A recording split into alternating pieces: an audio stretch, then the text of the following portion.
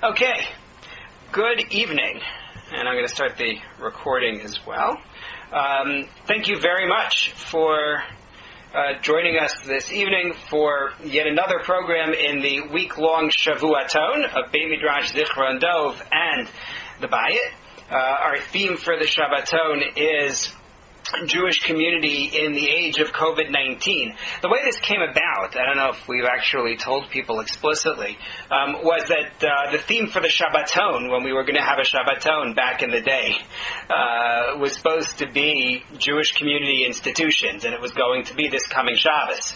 So we decided that we had to change that, obviously, to some evening-by-evening programming through the week. So we had our panel discussion on Sunday, and then we had Rabbi Bergman on Monday and Rabbi Hecht Tuesday, and now here we are on Wednesday with When Political Allies Are Halachic Opposites. The program continues, God willing, tomorrow evening with Ezra Deanna speaking about stuck-up priorities in a crisis, and then concludes on Friday with a drasha for Shabbos, The Power of Tzibur, and the Power of Community by Rabbi Bergman. I'd like to thank Miller Bernstein LLP as the sponsors for the program. I don't think most people had the source sheet yet because it wasn't up on the website until about, 11:45 or so last night. I did send it to some of my classes after that, but I put the link in the chat so people can download it from there. And hopefully that will help. Our topic, as I said this evening, is when political allies are our halachic opposites. This is going to be fun. There was somebody who saw this on the flyer. Somebody doesn't live in Toronto, and he emailed me saying, how in the world are you going to deal with this when everybody's just going to want to talk about a certain president of a certain country south of the border? So I give you my opening disclaimer here. This isn't a class about President Trump. This is not a class about evangelical Christians in Israel. This is about an issue which is much bigger and broader than any one person and even any one organization, with ramifications throughout Jewish history and a broad array of potential political issues. You could pick pretty much any ally of ours throughout history and likely find some kind of issue of Jewish law on which we've disagreed. This is not about any one of them in particular, and really, please, whatever I'm going to be saying this evening, please don't assume that it's about any particular figure, because it's really not. Or to put it differently, any resemblance to any actual politicians, past, present, or future, is entirely accidental. Okay, so this program, again, when political allies are halachic opposites, requires that we actually talk about particular scenarios, because I think that will help us to clarify what it is that we are talking about. So hopefully enough of you have downloaded the sheet now from the chat, and therefore you'll be able to follow along. I'm going to read out 3 scenarios, 3 vignettes, and I'd like to get your opinion for each one regarding the types of participation, the types of cooperation that are listed in the vignette. So here we go. Case number 1. A note, by the way, should note, since we said the title for the series is specifically Jewish Community in the Age of COVID-19, as a general principle, we're going to try to apply it to COVID-19 issues. The first 2 vignettes will be related to COVID-19 issues, but the third one is taken from other recent headlines, because I feel like that also really should be addressed as part of our conversation. I'm just opening up the sheet on my computer so that I'll be able later to share it for some of this, because I feel like some of it will require that kind of sharing. Okay, for those who didn't download it. So here's our first vignette. A political candidate repeatedly and defiantly ignored lockdown rules, visiting friends, participating in parties, from March all the way through June. These actions contradict the halachic rulings of the Mara Da'asra, the rabbinic authority of a Jewish community. However, the same candidate supports the Jewish community on many issues. Many members of that community work with the candidate and his backers here's our question. May members of that community work with the candidate and his backers to organize a get out the vote campaign explicitly supporting the candidate? All right, you have a candidate whose personal behavior, this is not a political platform, whose personal behavior flies in the face of what the rabbis have been saying in the community. People within the community, on the other hand, recognize that the candidate is actually aligned with the Jewish community on many issues. So are they able to organize a get-out-the-vote campaign that's going to support this candidate whose behavior has been, again, against what the rabbis have been teaching people? What would you say to start us off? What would you say about this case?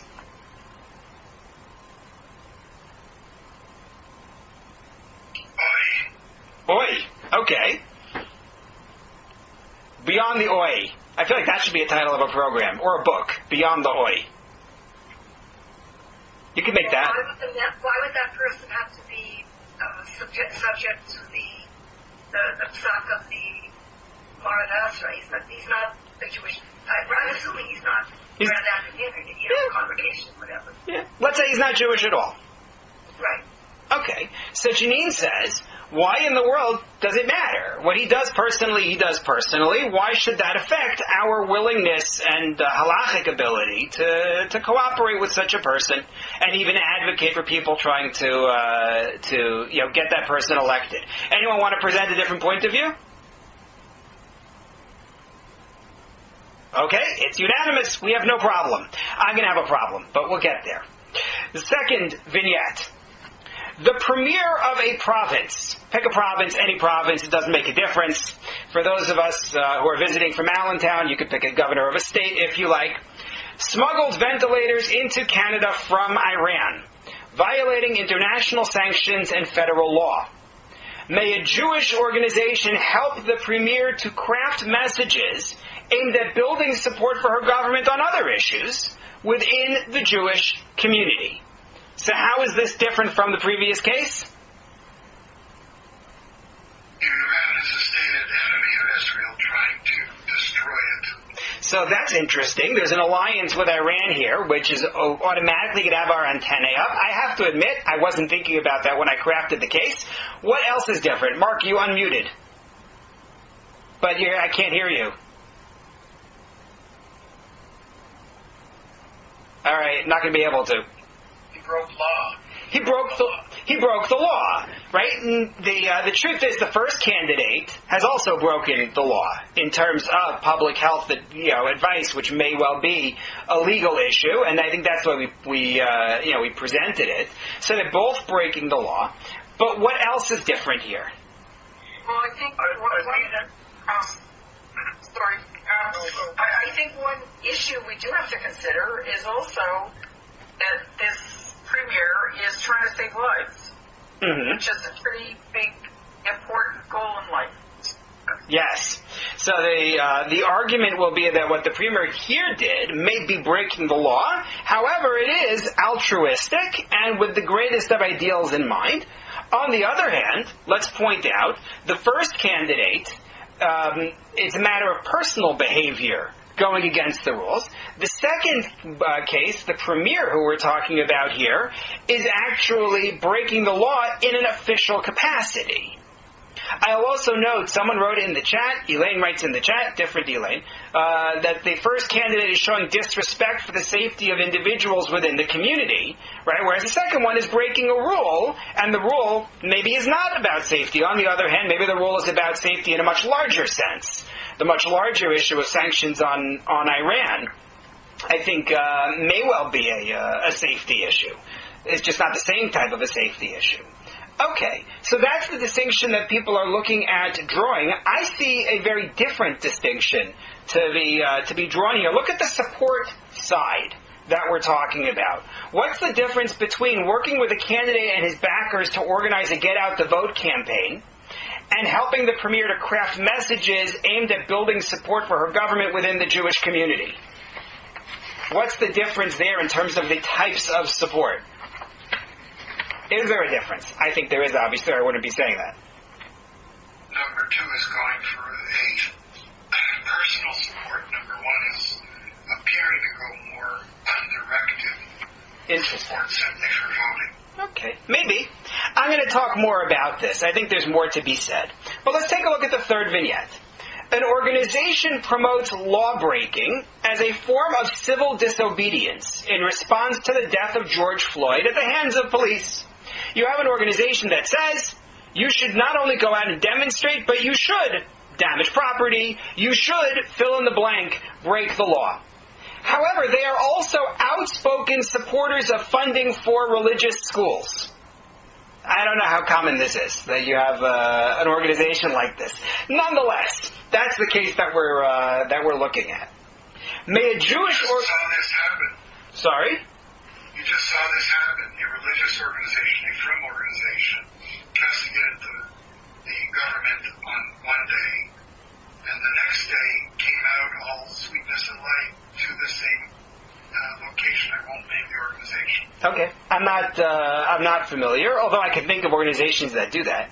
But this organization says you should actually break the law as part of civil disobedience, but they're also supporters of funding for religious schools, which is certainly a popular cause in Jewish communities, especially among those who have children in those religious schools.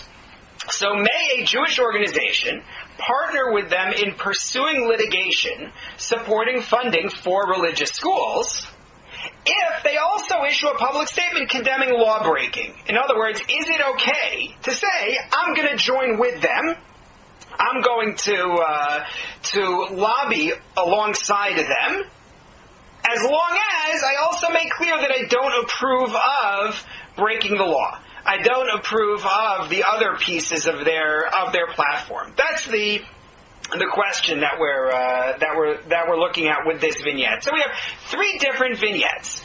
The first question being, can you get out the vote on behalf of a candidate whose personal conduct flies in the face of the lockdown rules that the rabbi has been saying are in fact the law? That's number one. Number two, are you allowed to help a premier craft messages aimed at building support for her government if she has broken the law by smuggling ventilators from Iran? And then the third one, are you allowed to partner with an organization to try to to pursue litigation on something that you agree with that organization about, the funding for religious schools, knowing that they also promote breaking the law in terms of civil disobedience, as long as you just draw a public line on those issues. So there's an awful lot to talk about here, and I'm going to try to do it. So again, I'm going to put, just because a few more people have joined, I'm going to put the link for the source sheet in the chat. But I will probably share my screen at some point for a key source that I'd like to show. I don't like sharing the screen because I much prefer to see people. And yes, I'm looking now at, we have 36 participants listed, and I don't know, maybe 7 or 8 of them have their screens on. But nonetheless, for those 7 or 8, I'd like to be able to see you. So, a first point. Before we talk about allying ourselves with people whose positions we abhor, we first have to talk about alliances in general. And as I headed this section on the source sheet, this is about an alliance being, to borrow the phrase, under God. Meaning, in Judaism we are taught to have alliances and to support others. I quote you from Rabbi Joseph B. Soloveitchik's essay called Confrontation, which he wrote in 1964. Originally it was a lecture, in which he talked about the idea of partnering with those around us, those who are not Jewish, and he came up with a concept of, on the one hand, partnering with other people in terms of social needs, and not in terms of religious issues. And I'm not going into the whole essay now, that's a much bigger discussion, but listen to the quote. We cooperate with the members of other faith communities in all fields of constructive human endeavor.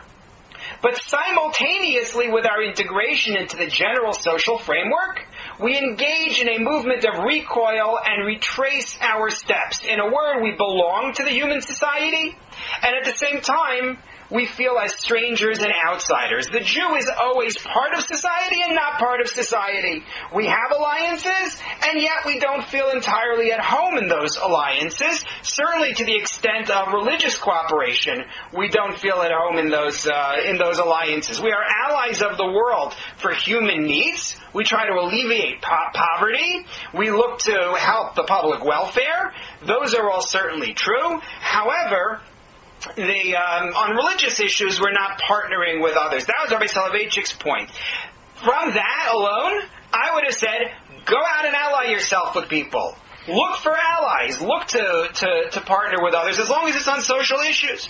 But when you look in Tanakh, when you look in the biblical text, you find limits regarding how we ally ourselves with others. And here I just want to talk about the careers of a few kings of Judea. Remember that? After the time of King David, after the time of King Solomon, the son of King Solomon, of Shlomo HaMelech, is a man by the name of Rechavam.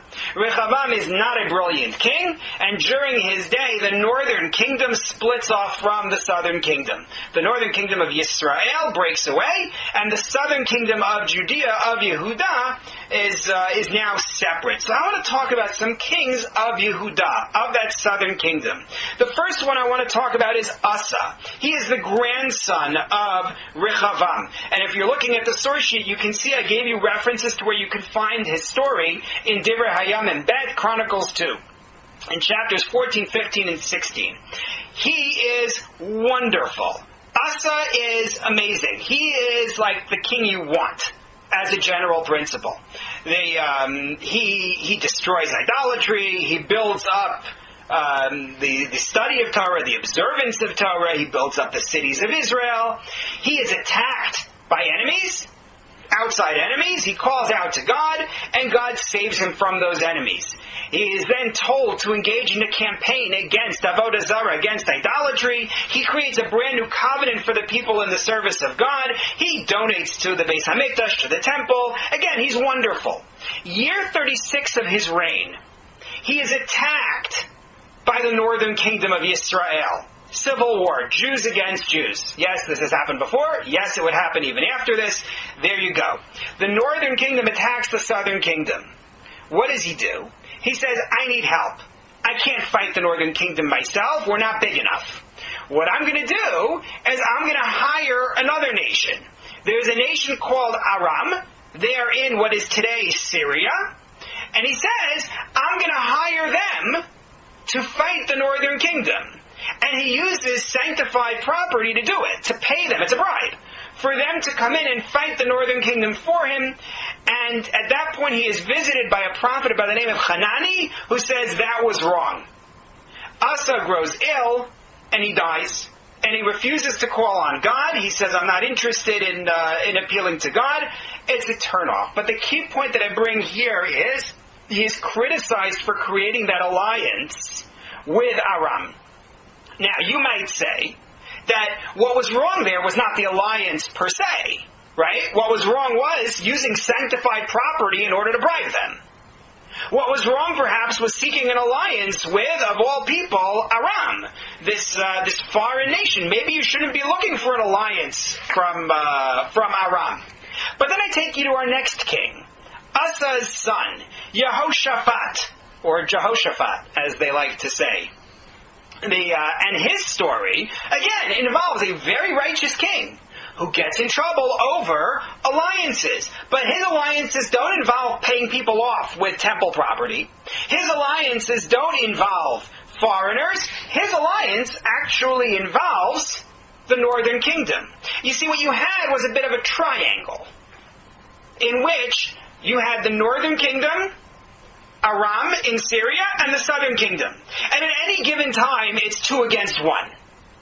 That's generally speaking the way that it worked. So in the time of Asa, the way it worked was the northern kingdom was fighting against the southern one, and then Aram joins with the southern kingdom.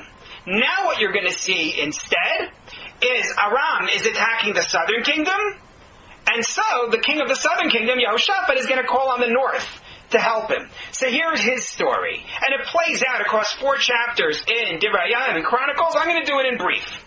He is wonderful as well, this King Yehoshaphat. He reinforces the cities of Judea.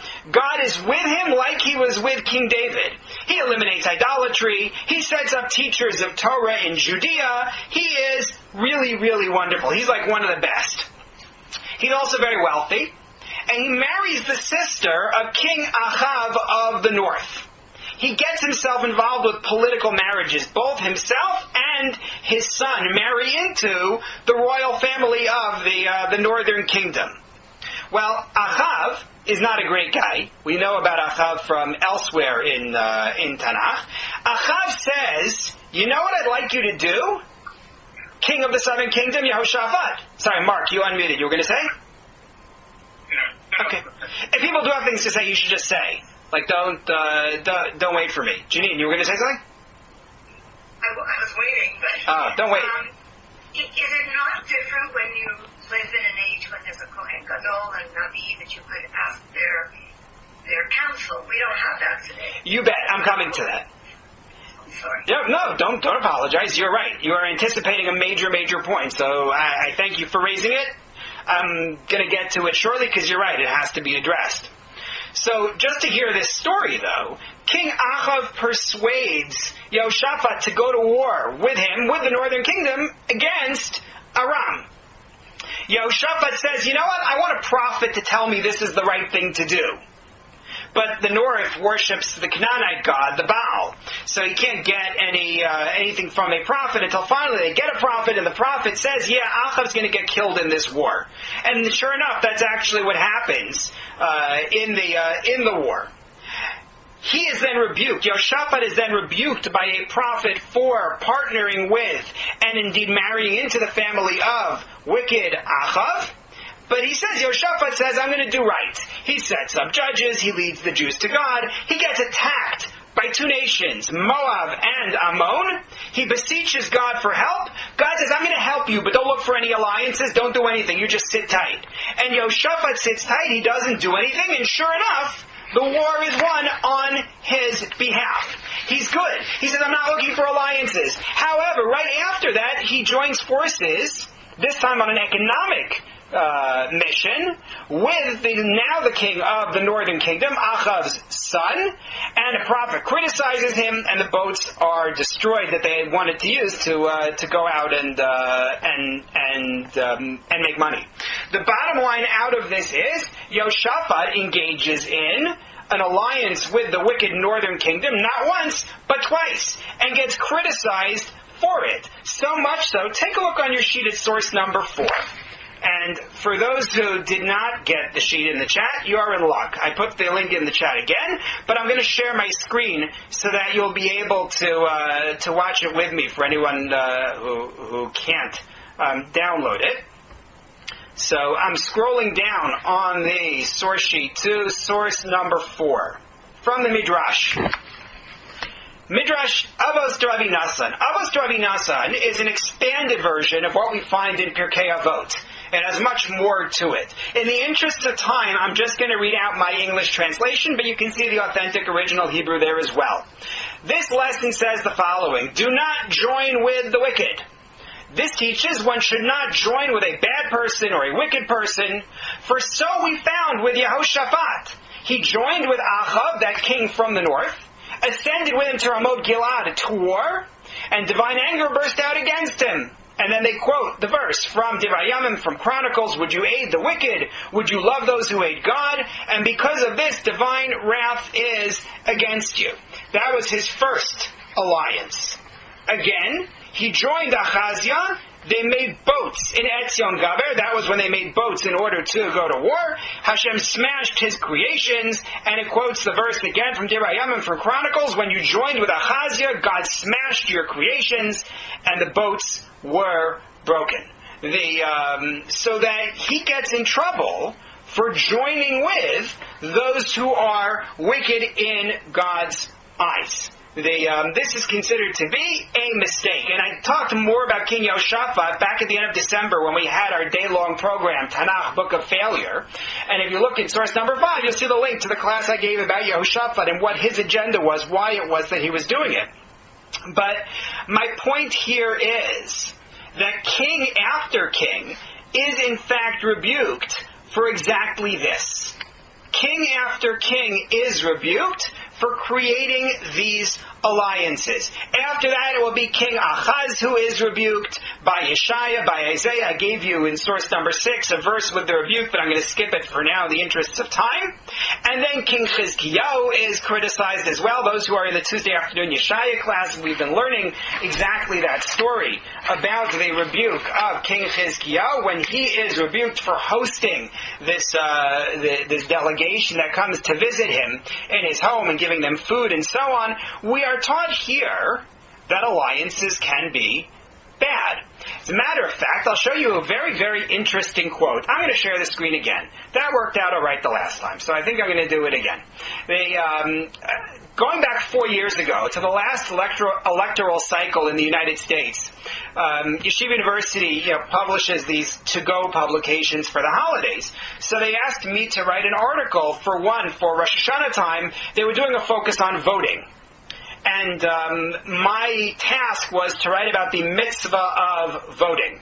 So as part of preparing this, I found an article from Ami magazine in 2012 talking about how you vote. And do you vote based on your values and so on. And I had some very good quotes which came in handy for this class as well. Take a look at source number 8. This is from Rabbi Avigdor Miller. He's obviously not speaking in 2012. He's actually talking about Richard Nixon. And that's who he refers to when he says the president. Take a look at source number 8 in his line. He says, I'm not afraid of Russia personally. The president, who is against Russia, is against them for his own reasons. They are the big bad wolf, and they're having an arms race with nuclear ballistic missiles. Our interest, meaning our interest in voting one way or the other, has nothing to do with that. We're not afraid of them. Then why do I want a candidate who opposes Russia? He says we just have to stand against them because they are kofrim. They're deniers in HaKadosh Baruch Hu. Because he's back in the age of solid communism. He says they deny belief in God.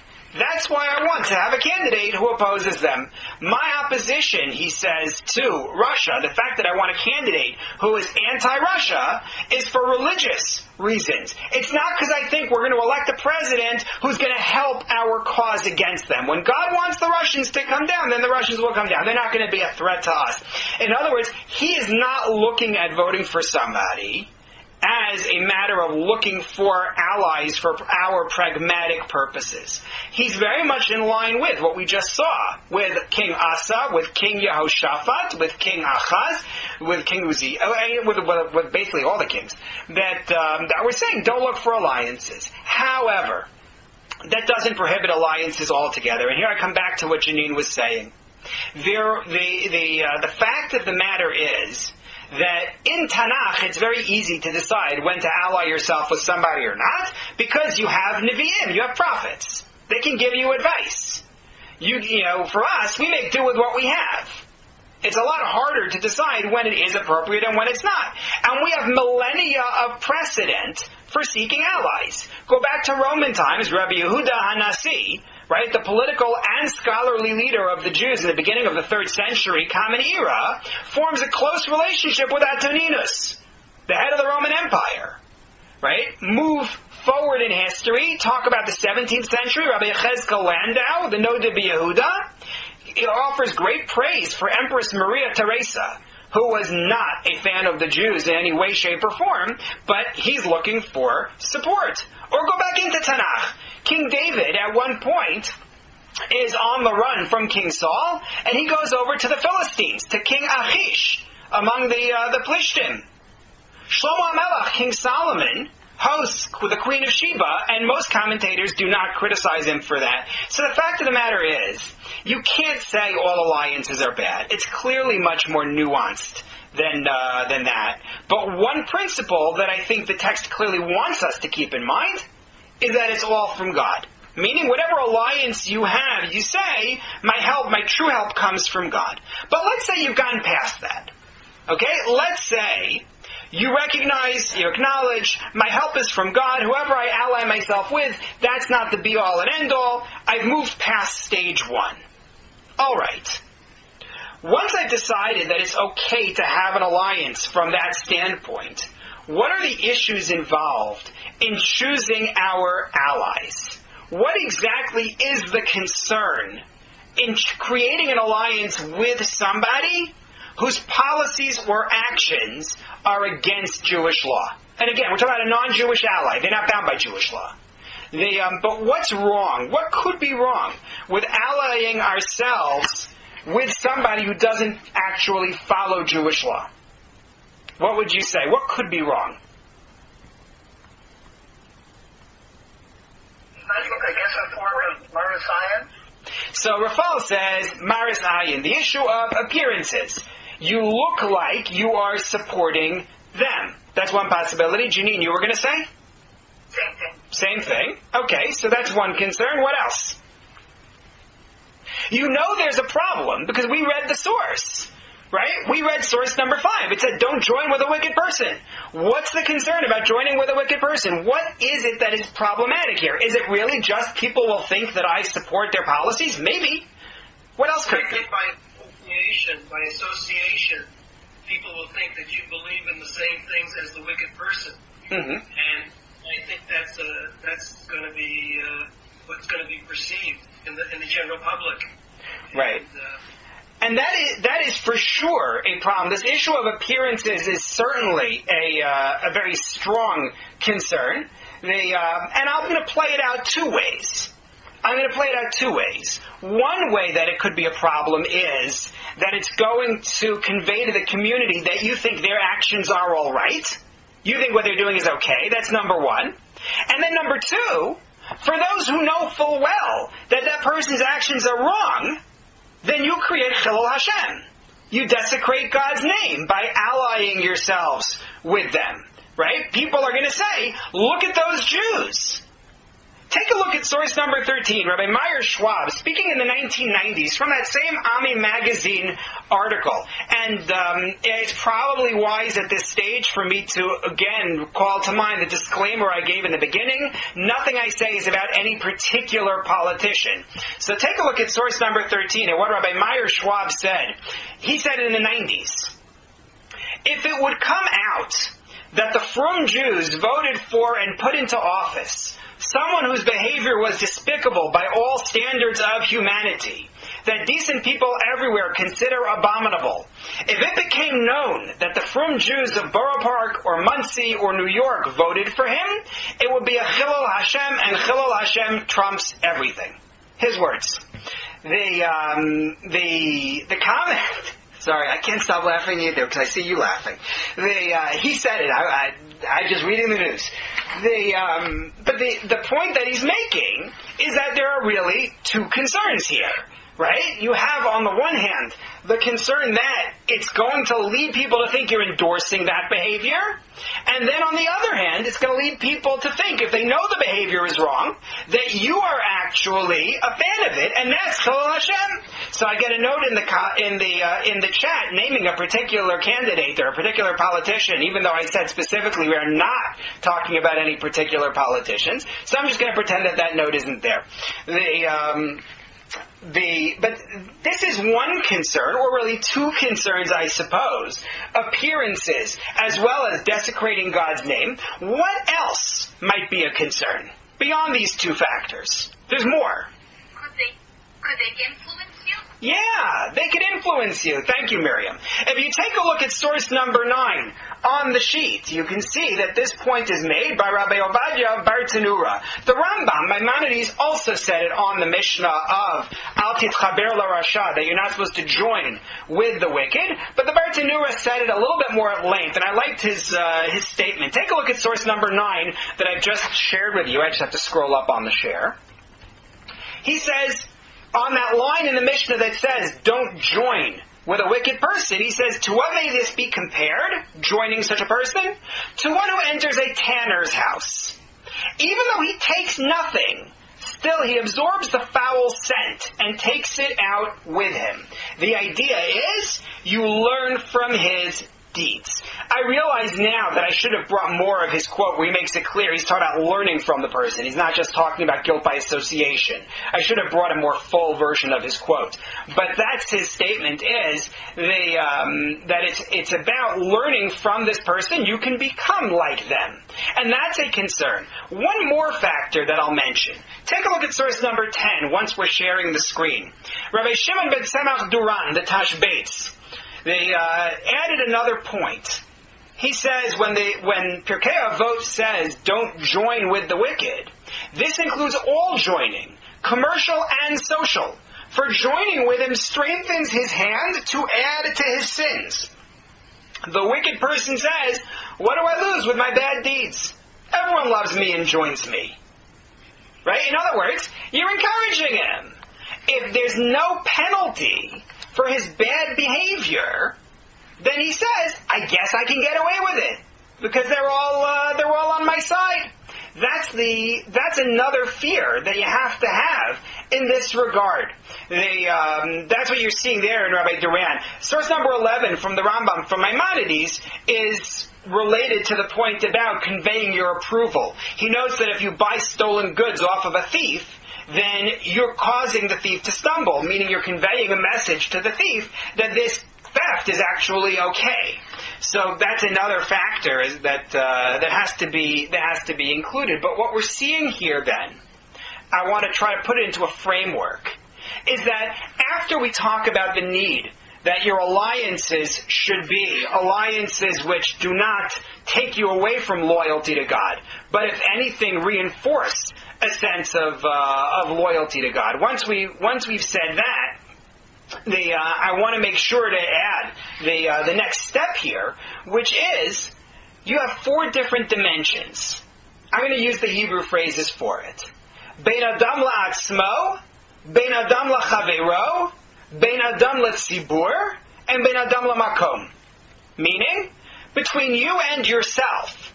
What's the effect on you when you join with a person like that? You're exposed to their behavior. And not only are you exposed to their behavior, but I'm going to build on that actually. It's more than that. There's a remarkable concept which Rabbi Elio Dessler is often credited with discussing, although there are others who speak about it as well, but he's certainly the one who popularized it in our age. Rabbi Elio Dessler talks about the idea that when you give to someone, you're more apt to feel affection for them. Right? He makes the association that the word for love in Hebrew, ahava, in the middle of that is hav, to give. The more you give, the more affection you feel for them. That's one reason why parents tend to feel much closer with their children than children feel for their parents. Because you have all those years of giving to them, and that has helped you to build up a strong relationship. People usually look at it the other way around. They think if I love somebody, I'm going to give to them. And there is that. But the giving that you do works to develop the love as well. You could argue that it's about cognitive dissonance. The idea that psychologically, when you give to somebody, you want to like them. Because you don't want to feel like I gave to someone and I don't like them. So therefore you find reasons to justify the affection. But what I'm trying to say, and my application here is this. If I'm going to support, endorse, promote a particular politician, I am going to be less likely to be able to find flaws in their behavior. I am more likely to think that they're good no matter what the world is telling me. Right? We all know people like this, because it's always somebody else who's like this. It's not me.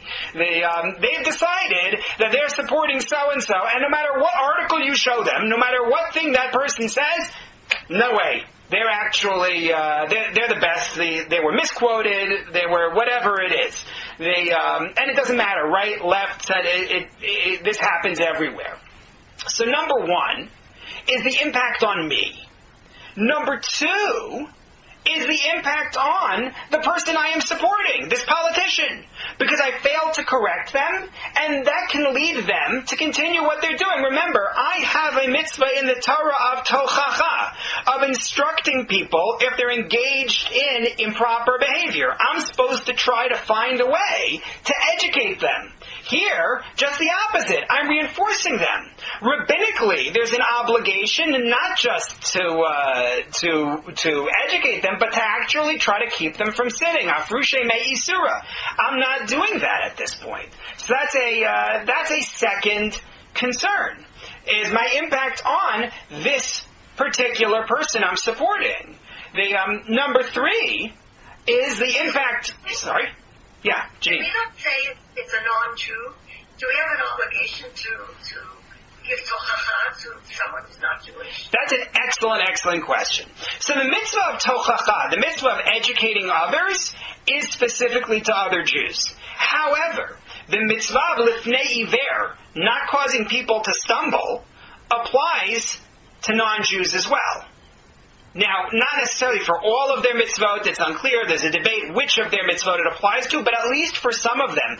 Remember that the Talmud's specific example is of lifnei iver. The specific example it gives you 2 cases. One is giving a nazir wine, right? Nazir is vowed not to drink wine if you give wine to a nazir. And the other is giving Ever Menachai Libnei Noach, giving a non-Jew meat that was taken from an animal while the animal was still alive, which is prohibited for Jews and non-Jews alike. So yeah, lifnei iver will apply for non-Jews as well, at least for some of their mitzvot. So therefore, this will pertain to them, even though you're right, the mitzvah of education, of instructing people for wrongdoing, that will not necessarily apply to them. So Miriam writes a note in the chat. In general, I much prefer people interrupt me and do this out loud so I don't have to watch the chat. But the comment here is, what about the specific impact on my children and how I am educating them? Is my behavior inconsistent with what I am teaching them? So that takes me to the 3rd layer. First layer is impact on me for allying with them. Second is the impact on the person, the politician with whom I am allied. And then third, what I convey to the community via my approval, and my children very much a part of that. What kind of message am I giving them, especially if you're dealing with children who are younger, who are of the black and white stage, right? Who can't necessarily appreciate the gray, and that sometimes you make concessions. So what exactly are they going to come away with from this? And then finally, Bein Adam LaMakom, the issue of my relationship with God. I am creating Chilul Hashem. I am potentially desecrating God's name, as Rabbi Meir Schwab said in source number 13. So all of these, at this point, you've got to be looking at this and saying, forget it. I have nothing to do with politics at all. I can't ally myself with anybody. There's no way that this can work. First of all, in Tanakh, they didn't like alliances. We got rid of Tanakh because we said you don't have a prophet to work with. But now you're telling me that it's all treif. There's an opposing pole. There's an opposing side. There's always an opposing side. If anybody tells you anything in Judaism is one-sided, go get a second opinion. That doesn't work that way. It's always more complicated than that. So the other pole here is the issue of self-interest and national needs, because that's legitimate.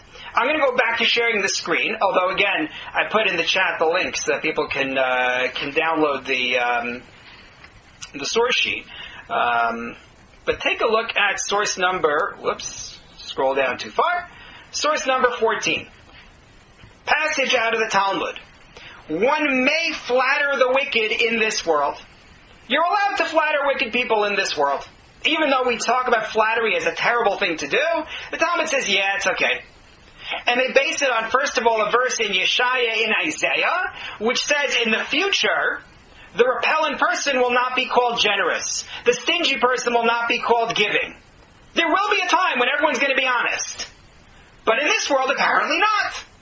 And then you have Rabbi Shimon ben Lakish, a great sage, who quotes a verse from Genesis, from Bereshit, which says, this is Yaakov speaking, Jacob speaking to his brother Esav. He says, seeing you is like seeing the face of God, and you have accepted me. Yaakov says to Esav, seeing you is like seeing the face of God. Esav is not the face of God. He's flattering him. Why? Because he doesn't want Esav to kill him. So that there is a sense of personal interest which may justify it. Look at the examples I quoted before. I mentioned the Nod de Yehuda of Yechezkel Lando with Empress Maria Theresa. That's certainly not a case of anything other than flattering of somebody. And it's true, not just in terms of flattery, but in terms of political support. I also brought you in source number 15 a passage with the story of Ulla, one of the Talmudic sages. When Ulla ascended to Israel, he made the trip from Babylon to Israel.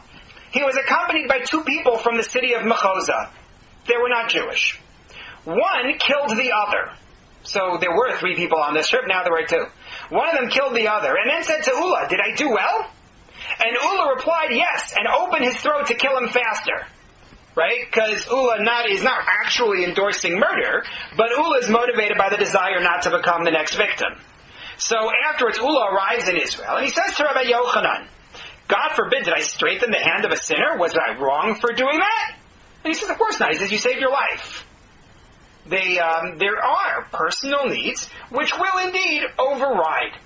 And not just on the personal level, but on the national level. Take a look at source number 16, again from that Ami magazine article. I'm getting a lot of mileage from that article. They have some very good quotes. Rabbi Yitzchak Frankfurter is talking about and this I quote I also did in the promotional video that I made for this session. So if you watch the video, then you heard it there. He talks about his own upbringing, which, if I remember correctly from the article, was in New York back in the 50s and 60s. And he says, "I wasn't brought up in a community that was trying to impose Jewish values on others." Right? Jews at that point were not thinking about getting society to follow our values. Rather, we were very happy to be able to preserve our Yiddishkeit and practice it in this Medina Shel Chesed, in this land of generosity. They took us in, they took care of us, and we were very happy. We thanked God, and we thanked them for what we had. That's number one. We're not looking to tell other people what to do. And then he says, "I spoke to Rav Reuven Feinstein, the son of Rabbi Moshe Feinstein." Rabbi Moshe Feinstein, the leading authority in Jewish law in North America, basically from the time he came over from Russia in the mid-50s until he passed away in 1986. So he says, "I spoke to Rav Reuven Feinstein, the son of Rabbi Moshe Feinstein.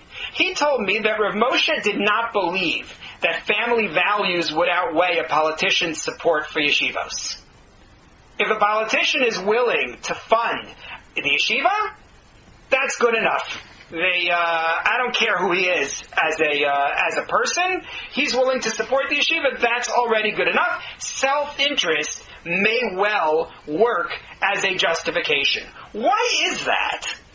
We just went through 4 different ways in which Jewish law says you can be influenced, you are failing to rebuke and educate, you're causing other people to think this behavior is okay, you're desecrating God's name. Now you're going to tell me, yeah, but he's going to give funding to the yeshiva and therefore it's okay for me to support him? Why is this okay? What would you say?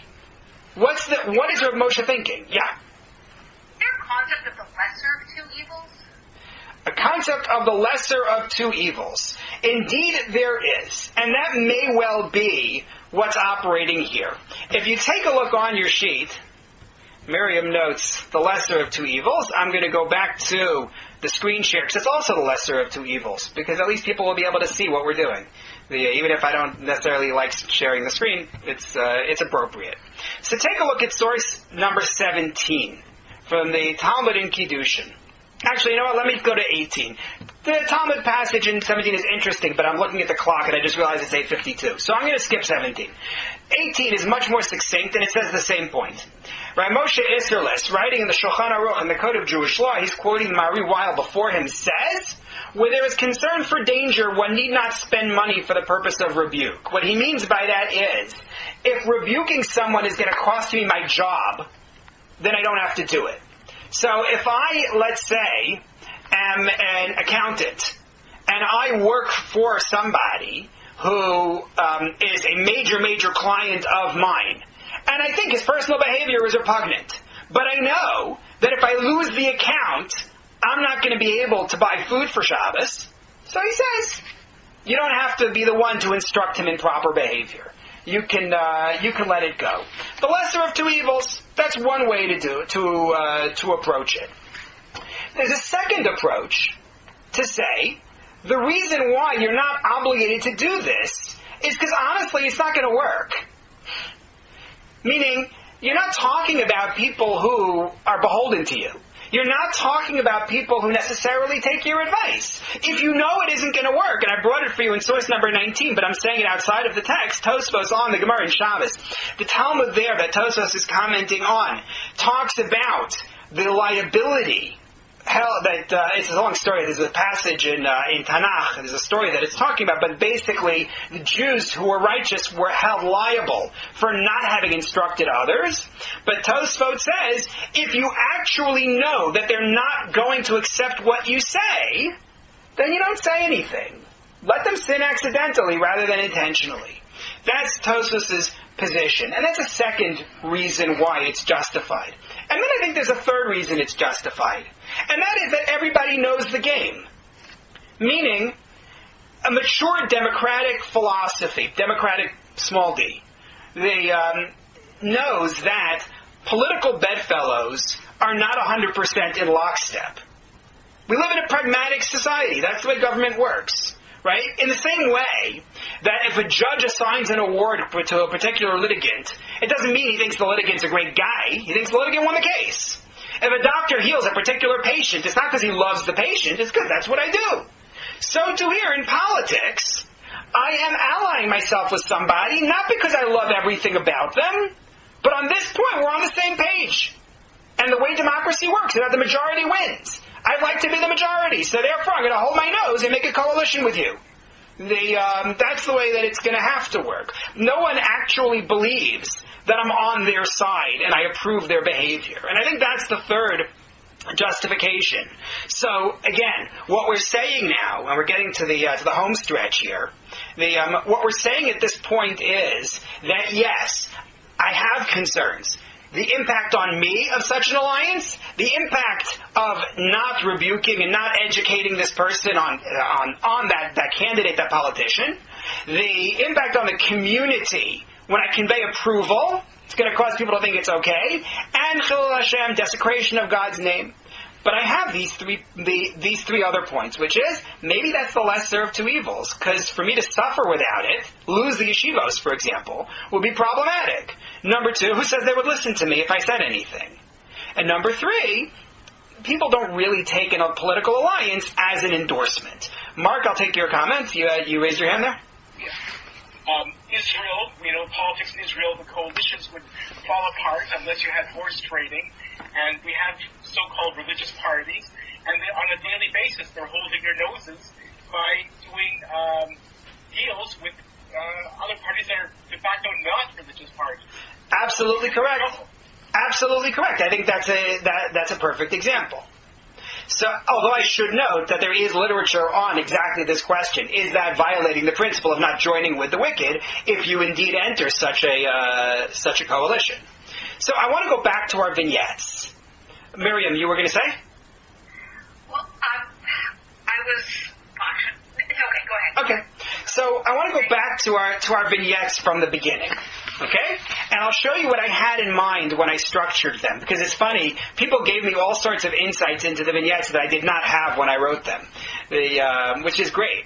So going back here, the first vignette that we gave, right? Working with a candidate to organize a get out the vote campaign to support that candidate. Right? But the candidate is somebody whose personal conduct flouted the lockdown that we were told was a halachic obligation. So this case, to me, has the greatest concern. Number one, I am involved working with that candidate. I may well be influenced. If that candidate is saying, let's hold parties, let's get together, and is not wearing PPE, and is, flouting all the rules, I'm hanging out with that person. I'm going to come to have a greater stomach for that. I think that's a problem. I'm also reinforcing them in their actions, because they look and say, look, Torczyner's with me. I guess it's okay. He would have said something if he thought it was a problem. I'm also conveying approval to the community, aligning myself with the candidates, and potentially creating Chilul Hashem with those who are not Jewish necessarily, But they look at it and say, look at those Jews. They ally themselves with somebody who completely flouts the lockdown rules. This is a problem on all 4 levels. I think this is an extreme problem. So I think that's an issue. But then you get to case number 2. And case number 2 has a mitigating factor. And it's the first step that I would suggest is important to consider when you create alliances, which is stay out of the public eye. If you take a look at what I gave you there in the second vignette, right, the premier is smuggling ventilators into Canada from Iran, violating international sanctions and federal law. Are you allowed to help the premier craft messages aimed at building support for her government within the Jewish community? So here, you have the same problem in terms of the concern of becoming like them. You have the same problem in terms of reinforcing them in their actions. However, because you stay out of the public eye, your involvement is behind the scenes, you're not conveying approval to the community, and you're not creating a desecration of God's name. So I think your first step if you're entering into an alliance like this is make sure that you keep your actions below the radar. Avoid this maximum problem. Second step. The second step involved is to voice disapproval. And that brings me to my third case. An organization promotes law-breaking as a form of civil disobedience in response to the death of George Floyd in police custody. They are also outspoken supporters of funding for religious schools. May a Jewish organization partner with them, right, pursuing funding for religious schools, if they also issue a public statement condemning the law-breaking? So my answer to this, my response to this case is, this is better. Because now you gave your vocal disapproval. Right? You specifically said, we don't support this part of what they do. There is still the concern that by associating with them, working with them, you're going to ultimately create for yourself a certain influence that's inappropriate. That's not gone. But the concern about reinforcing them in their actions is not relevant anymore, because you've told them I think it's wrong. The concern about conveying approval to the community, you're not conveying approval to the community. Chilul Hashem? What Chilul Hashem? You said, I don't believe in that. We're together on this one issue, and that's it. So I think the voicing disapproval matters. I should note, somebody sent me just a message to me that you could be putting other potential alliances in the future at risk. I'm not sure if that person meant by being in the public eye, but that's always the price you can pay by being public with it. This is true. But the third step I would suggest is to keep yourself from direct contact with this person. Meaning, we talked about the fear that when you associate with them, it comes to you're more likely to come to justify their behavior. I think it's really important that you avoid that kind of direct contact. At least that will mitigate things somewhat. So I brought you on the sheet. I brought you review questions here, which I'm not going to quiz people with. Those who have been in classes with me and have done review questions know this is not a test. I'm just using it as a way to sum up what we did. Name Jewish kings who were condemned for alliances with wicked people because it betrayed faith in God. So we said that we had King Yehoshaphat, we had King Asa, we had King Achaz, we had numerous kings. I'm just mentioning some of them with this. What are the 4 levels of problems in creating partnerships with our halachic opposites? So that we've said a number of times already. Impact on me, impact on the person I'm partnering with, impact on the community, and desecration of God's name. What are the 3 halachic justifications for these alliances? Self-preservation, right? That's the lesser of 2 evils argument. The point that they're not necessarily listening anyway. In fact, they're not listening anyway. And everybody knows that you're not really with them, that this is just the way people do political business. And finally, 3 steps to mitigate the concerns in such alliances. So number 1 is keep it private where possible. Number 2, voice disapproval of the things that are wrong. And number 3, stay out of direct contact with them. I want to conclude. I'll still take questions at the end, but I don't want to hold everybody late. So I just wanted to conclude with source number 20. Those who are in my Tuesday afternoon Yeshaya class will be familiar with this and will recognize it. Yeshaya predicts that there will come a day when everybody turns to God.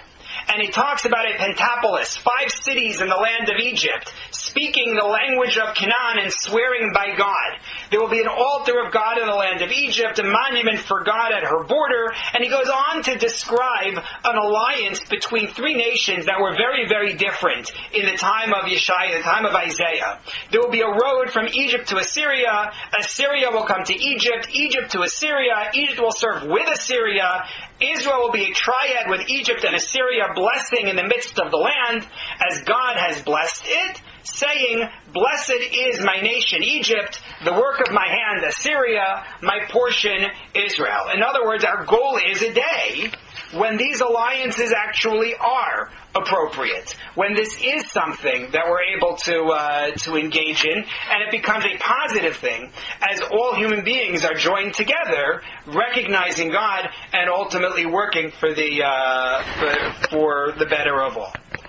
So thank you very much, and I will now take questions, comments, whatever, but those who want to leave.